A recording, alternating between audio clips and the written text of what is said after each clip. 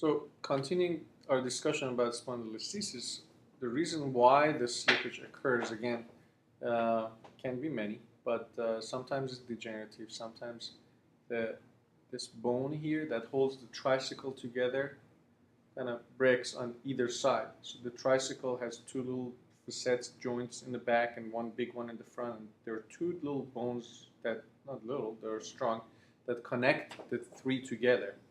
So basically the big bone in the front is connected to the ones. If you look at this picture here, you can kind of see what I mean.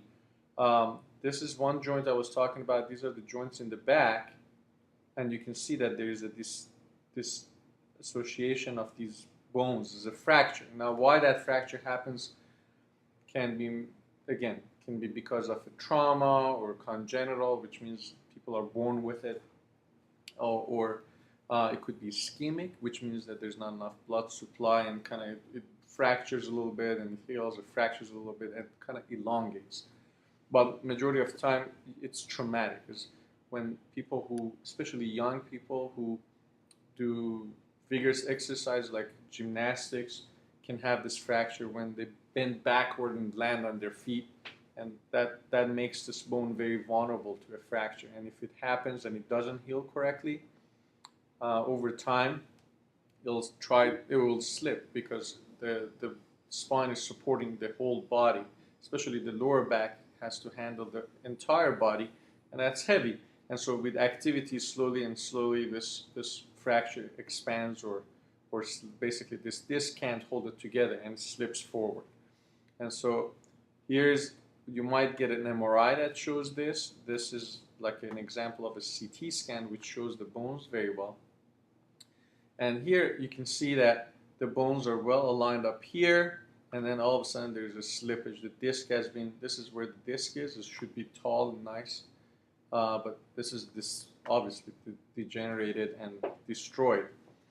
In this case, you can see that there's been an operation from the back. Some of these bones are missing, and these two bodies here have actually joined together. So these used to be separate here, just like these two. And then somebody operated here and did what's called a fusion, where these bones kind of grow together and fuse together as one bone. And so naturally there's a little bit more stress on this disc, and this is what's called the adjacent level disease, and that disc has to work harder to make up for this fixed segment. Just like if you had multiple joints in your hand and you fixed one of them, and then the upper ones have to work a little harder, and so they can wear out faster. In any case, so this one shows exactly what I mean by that fracture. So you see the joint in the back. This is supposed to be just like this one. This is the disc, and this is the joint in the back. They're sitting right on top of each other, and this is what connects this joint to this joint, basically this part of bone and to this part of bone. And if that breaks, this part is left behind, and then the rest of the bone moves forward. This is exactly what happened here. So this broke and this moved forward. So that's a brief discussion about that. We will discuss the treatment of this spondylolisthesis in the next video. Look for that one, or go to our website and you will see more about that. Thank you.